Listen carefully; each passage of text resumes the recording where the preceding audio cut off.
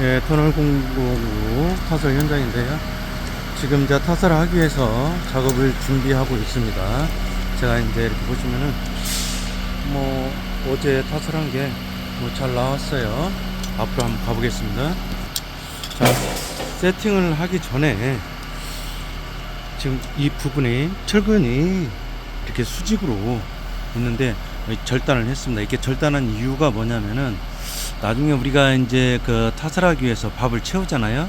그럼 철근이 있으면은 뒤로 안 밀립니다. 밥이 여기 안 차요. 그러니까 발브레다 액션을 한참 해야 되고 이 몰드를 엄청 두드려 패야 돼. 그렇기 때문에 밥이 잘 차기 위해서 이렇게 철근을 절단했어요. 저쪽 부위 같은 경우는 이제 뭐 철근이 없고 무근이고 그렇기 때문에 밥이 잘 찹니다. 굳이 뭐 달라들어서 두드려 팰 필요가 없어요. 우리가 보면 중앙분리대 같은 경우 처음에 스타트 할 때 어떻게 합니까? 막 달라들어가지고 막 몰드를 두드려 패잖아요. 밥을 채우기 위해서. 근데 이때 조심해야 할 것이 뭐냐면은 두드려 팰 때 본판을 두드려 패면 안 됩니다. 본판 찌그러져요. 근데 대부분이 사람들이 전부 다 달라들어가지고 상단만 때립니다.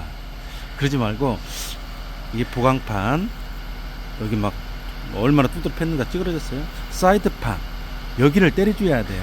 본판을 두드려 패버리면은 찌그러집니다.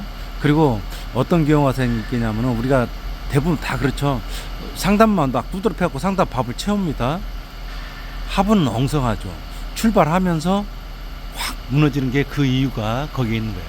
그래서 이 보강판이라든지 사이드판을 때려서 하부를 다짐을 잘 해주는 겁니다. 자, 여기 철근을 잘랐어요. 밥을 잘 채우기 위해서. 보시면은 여기가 지금 신축 이음자리인데요. 우리가 보통 보면은 우리가 그 타설 중에 신축 이음을 할 적에는 수치리프를 아마 거의 이런 식으로 절단을 할 겁니다. 근데 우리가 뭐 스타트라든지 또 이런 경우는 이어서 타설할 경우는 수치리프를 이렇게 자르면 안 돼요. 원래 수치리프를 이렇게 넣는 게 아닙니다.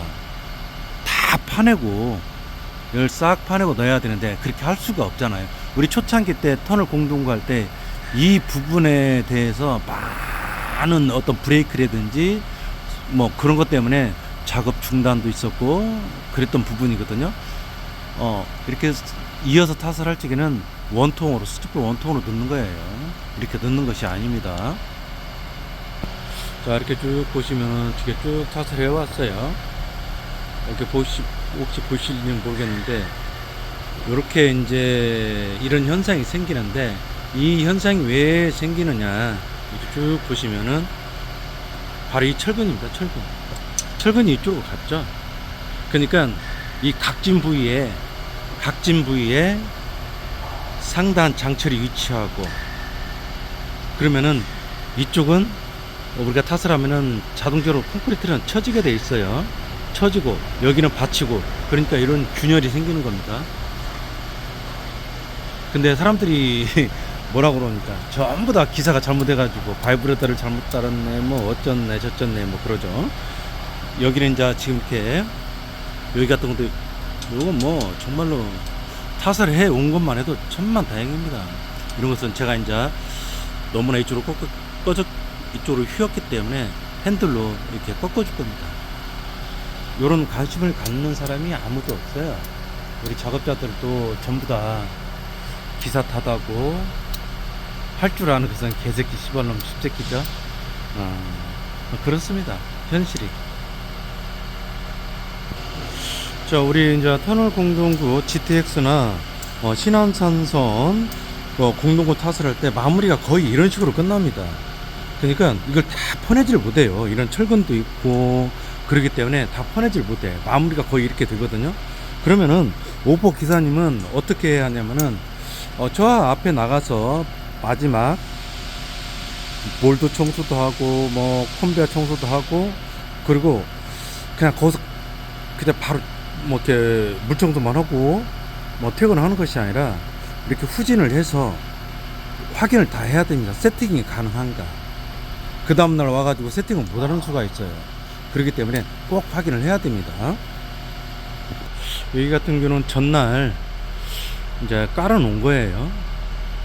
이렇게 깔고 우리 뭐 연수생이나 이런 사람들 시켜가지고 발로 밟아준다든지 또는 저 백호한테 버킷으로 버킷이나 바가지나 똑같은 겁니다. 우리 그 버킷 리스트라고 혹시 아실란가 모르겠는데 그게 바뀌었어요? 바뀌었어요.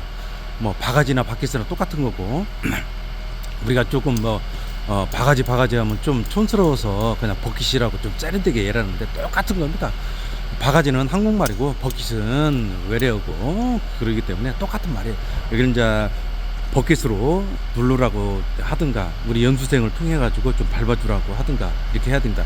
그리고요 지금 이제 요걸 한번 우리 오퍼 기사님 한번 진행을 해서 그러니까 이렇게 깔고 진행을 해서 되는가 안 되는가를 확인해야 됩니다. 좀 늦더라도 늦게 퇴근을 하더라도 한번 확인을 해야 돼요. 그 다음날 이렇게 부어놓고 출발 못하는 수가 있어요. 저 마찬가지 아까 제가 그랬죠. 저 마무리 할 적에도 세팅을 못하는 수가 있다. 왜 그러냐면 이게 콘크리트가 데이가지고 그러면 그 깨내고 뭐하고 오전 내내 지랄병 하다가 그런 수가 있어요. 그렇기 때문에 꼭 공차를 태워서 확인을 꼭 하셔가지고 진행에 문제가 없도록 확인을 하셔야 됩니다. 자, 앞으로 왔어요.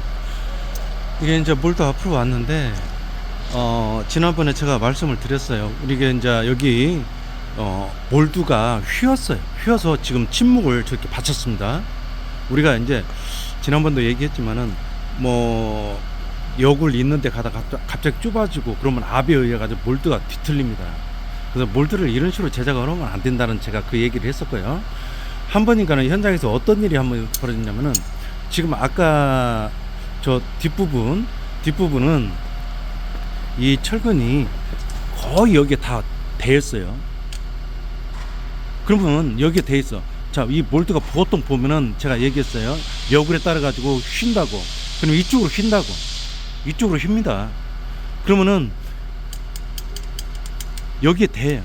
나중에 조인트 구간에는 철근과 철근이 이제 그 분리되어 있기 때문에 여기에 대해서 진행을 못하는 수가 있어요. 제가 그런 현상을 한번 겪었는데요. 자, 여기 같은 경우 이렇게 보시면은 신축, 원래 신축 자리에 이렇게 철근이 절단되는 겁니다. 자, 여기 쭉 올 적에는 이 철근이 가이드 역할을 합니다. 이 철근이 가이드 역할을 해서 쭉 들어가는데 여기에 오니까 분리가 돼 있잖아요. 그러니까 몰드가 이리 지나오게 되는 거예요.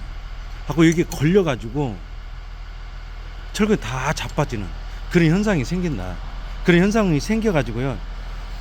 이제 저 같은 경우는 이제 어떻게 했냐면은 장비를 몰드를 그냥 완전히 올려가지고 이 철근을 강제로 집어넣는 겁니다. 강제로 집어넣고 잘 들으세요. 수동으로 조금 한 1m 정도를 수동으로 이렇게 나와가지고 수동으로 그러니까 트랙을 이쪽으로 돌려야겠죠. 이해를 하시는가 모르겠어요. 이렇게 돌려가지고 좀 앉혀가지고 쭉 작업의 진행이 없도록 했는데 잘 들어보세요. 그렇게 되면은 얘가 몰드 안으로 들어가잖아요. 몰드 안에서 걸립니다. 그래서 얘와 얘를 철근으로 연결해서 가이드 역할을 할 수 있도록 이해를 하시나요? 그렇게 되면은 몰드 안에서 걸리면은 문제가 커지죠. 장비 들어야 됩니다. 그렇기 때문에 그런 걸 좀 신중하게 생각을 하셔야 돼요. 우리가 이제 이런 현상을 알고 대처하는 거하고 모르고 대처하는 거하고는 뭐 천지 차이입니다. 저는 항상 저는 그냥 이게 분명히 무슨 일이 생길 거다 이렇게 생각을 하기 때문에 좀 뭐 거기에 대한 대처를 하려고 노력을 많이 하고 있죠. 다시 저 몰드로 또 다시 한번 가보겠습니다. 자, 이 몰드로 다시 왔는데요. 이 부분 묘하게 이쪽은 이제 콘크리트가 안 끼는데 이쪽은 이렇게 껴요. 이쪽은 콘크리트가 껴. 그러다 보니까 어떤 경우가 발생을 하냐면은 이렇게 쭉 오면서 콘크리트에 걸려가지고 철근이 걸릴 수가 있어요. 철근이 걸릴 수가 있는데 그래서 제가 이제 이 안에 한번 잠깐 보실까요?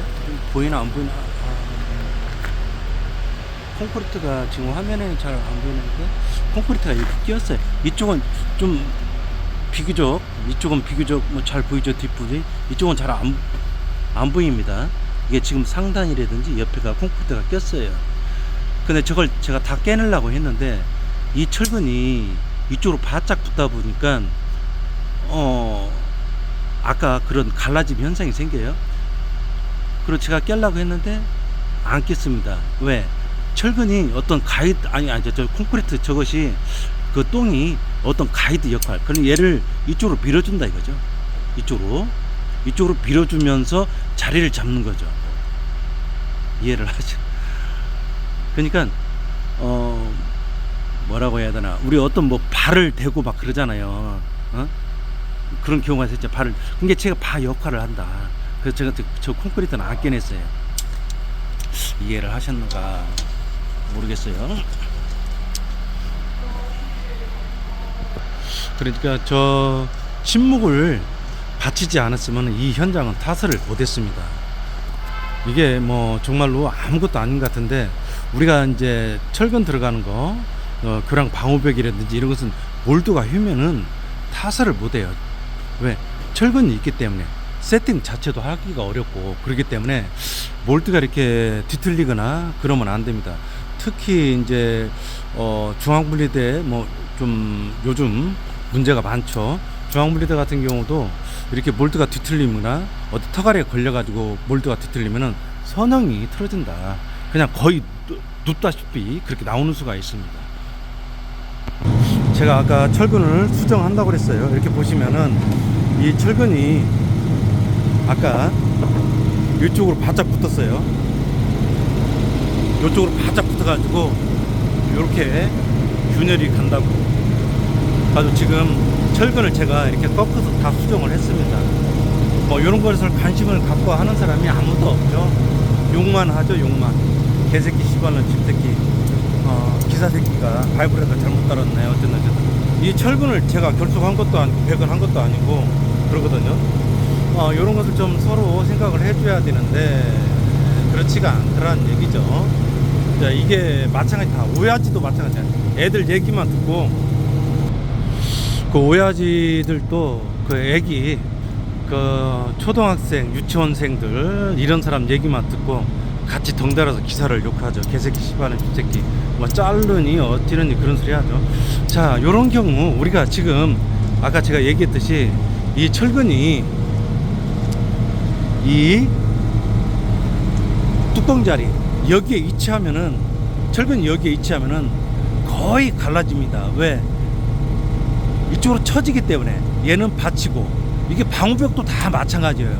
방호벽 같은 경우 상단 철근이 제가 알기로는 설계에 피복이 한 10cm가 넘는 걸로 알고 있어요. 왜? 이런 현상이 생기기 때문에 철근 자체가 좀 낮아요. 그렇게 원래는 피복이 원래 5cm인데 좀 낮게 하는 이유가 다 그런 거예요. 그래서 우리가 이제 여기가 갈라진다 그러면 이 철근을 어떻게 수정할 수가 없어요. 방호벽 같은 경우는 도리를 잡는 애 어쩌네 하지만은 얘는 할 수가 없어.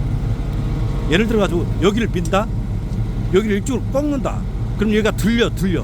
이쪽 잡아 당긴다, 이쪽이 들리면 이쪽이 들려요. 얘는 잡을 수가 없어. 그럼 어떻게 하느냐, 이 상단 장철을 다 털어. 예, 우리가 턴다고 그러잖아요. 내리쳐가지고 털어가지고 한 5cm 정도 내려줍니다. 상단 장철을 한 5cm 내려주면은 저런 갈라짐 현상이 없다. 자, 오늘 또 쪽팔리고 바보 천치 소리 당하지 않고요, 행복하고 즐거운 하루가 되시길 바라겠습니다.